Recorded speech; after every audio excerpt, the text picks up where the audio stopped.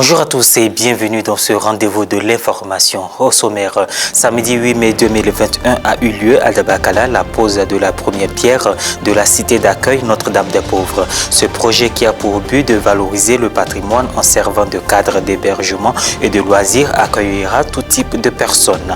La cérémonie s'est déroulée en présence de Monseigneur Félix Koulibaly, administrateur du diocèse de Katiula, du Père Raoul Segla Thibault, curé de la paroisse Notre-Dame des Pauvres et de personnalités de la région. Et puis le samedi 15 mai 2021 se tiendra à la cathédrale Saint-Paul du Plateau une rencontre entre la diaspora chrétienne catholique du diocèse de Bondoukou et leur évêque Monseigneur Bruno Issoyedo pour échanger sur la mise en place de projets communs et réfléchir sur les actions à mener pour la vie pastorale diocésaine. Des interviews vous seront proposées dans cette édition pour un creuset d'informations. Samedi 8 mai 2021 a eu lieu la pose de la première pierre de la cité d'accueil Notre-Dame des Pauvres de Dabakala, si dans le diocèse de Katiula, en présence de Monseigneur Félix Koulibaly, administrateur du diocèse, du Père Raoul Thibault Segla, curé de la paroisse Notre-Dame des Pauvres et des personnalités de la localité.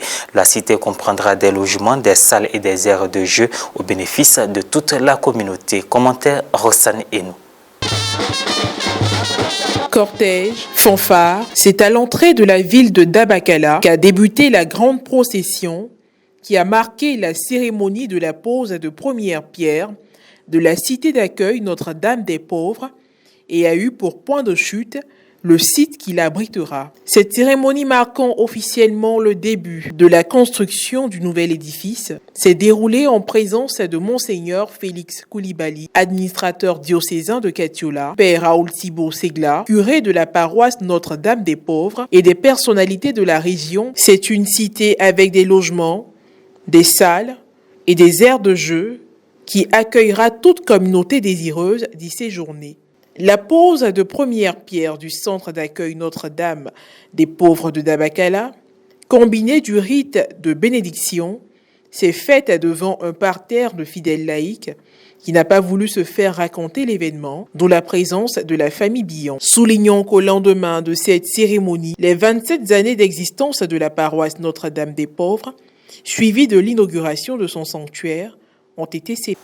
La diaspora des chrétiens catholiques du diocèse de Bondoukou, c'est-à-dire tous les chrétiens catholiques vivant hors du diocèse, ont décidé de se mettre ensemble pour vivre une vraie communion et être plus proches de leur diocèse d'origine. À cet effet, une rencontre est prévue le samedi 15 mai 2021 à la cathédrale Saint-Paul d'Abidjan Plateau sous la présidence de Monseigneur Bruno Issoyedo, évêque du diocèse. Le Père Emmanuel Koko, chargé de communication du diocèse de Bondoukou, fait des éclairages. Il s'agit d'une grande rencontre entre l'évêque de Bondoukou, Monseigneur Bruno Yedo, et la diaspora chrétienne.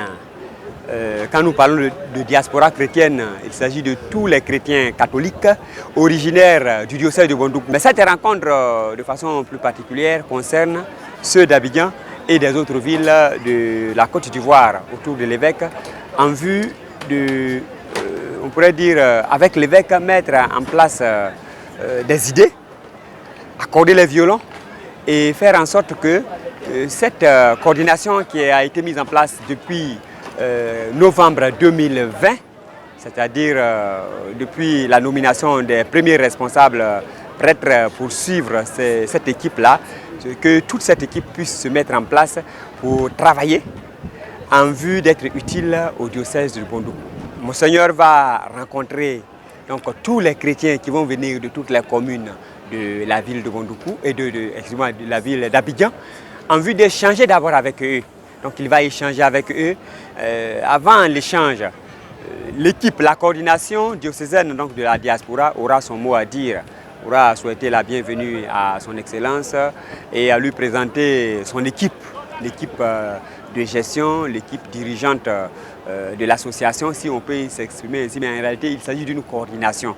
Donc l'équipe de la coordination. Et après cela, Monseigneur va s'adresser à tous les chrétiens de la diaspora, va présenter d'abord certains projets et également un petit bilan de son exercice, de son travail depuis qu'il a été ordonné prêtre, ça va faire bientôt 2 ans, et inviter tous les chrétiens de la diaspora à s'impliquer dans la vie de leur communauté diocésaine mais également communauté paroissiale, puisque la plupart de tous, enfin chacun d'entre nous vient d'une paroisse, vient d'un village. Donc Monseigneur va les inviter chacun à s'impliquer généreusement dans la vie de sa communauté chrétienne, dans la vie de sa communauté paroissiale et dans la vie de la communauté diocésaine, donc dans la vie de l'église qui est à Bondoukou. Alors, c'est un grand moment parce que depuis maintenant plus de 11 ans, on n'a pas eu la chance, voilà, la diaspora n'a pas eu la chance de rencontrer son évêque. Les chrétiens de la diaspora sont plus nombreux que les chrétiens qui sont à Bondoukou, qui sont dans la zone. C'est avec l'exode rural, beaucoup sont partis à l'aventure, que ce soit à Abidjan comme dans les zones reculées, Gagnoa, San Pedro, Boaké, partout, hein, surtout dans les zones forestières, mais également à la faveur des obligations professionnelles. Certains se sont retrouvés également dans d'autres villes pour exercer leur travail, leur profession. Et tout cela, les fonctionnaires, les cadres et tout cela. Donc c'est tout cela que Monseigneur veut impliquer dans la gestion du diocèse, afin que chacun y trouve sa place. Comme le dirait le Seigneur, dans la maison de mon Père, beaucoup trouveront leur demeure. Et effectivement, dans le diocèse de Bondoukou, tous les fils de la diaspora trouveront leur demeure. Madame Jeanne Adaye, présidente de la diaspora chrétienne catholique du diocèse de Bondoukou, fait un additif. Le samedi prochain, nous avons l'honneur de convier tous nos frères de la diaspora pour réfléchir ensemble des projets du diocèse de Bondoukou.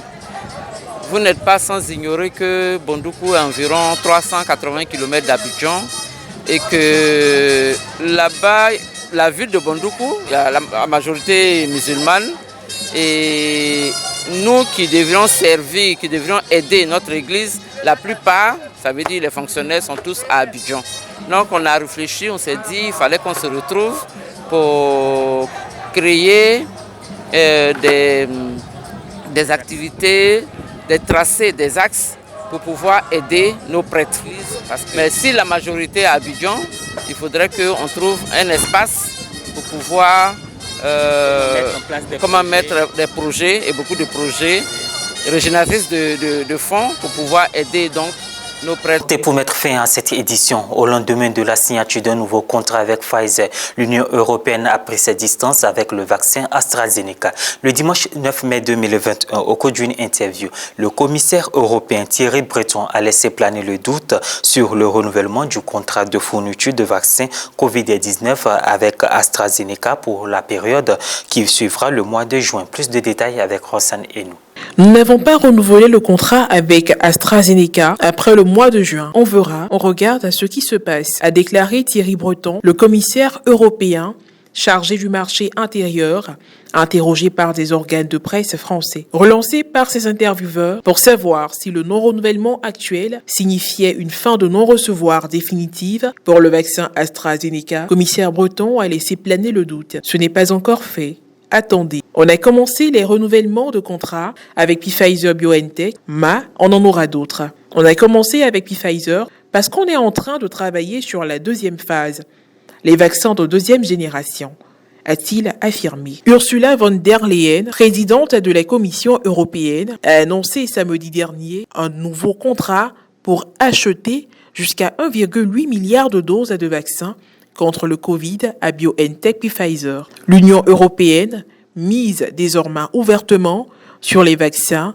dits à ARN messager comme ceux de BioNTech puis Pfizer et de l'américain Moderna, une technologie innovante jugée plus efficace contre les variants sud-africains et brésiliens. Le vaccin d'AstraZeneca, qui utilise une technologie plus traditionnelle, a en revanche pâti de très forts retards de livraison qui ont poussé l'Union européenne à introduire une action en justice contre le laboratoire suédo-britannique. Le contrat avec les laboratoires allemands et américains, alliés dans la production de vaccins anti-Covid, prévoit des livraisons dès cette année et jusqu'en 2023. Voilà, c'est tout pour cette édition. Merci de nous avoir suivis. Merci de rester sur Ecclesia TV.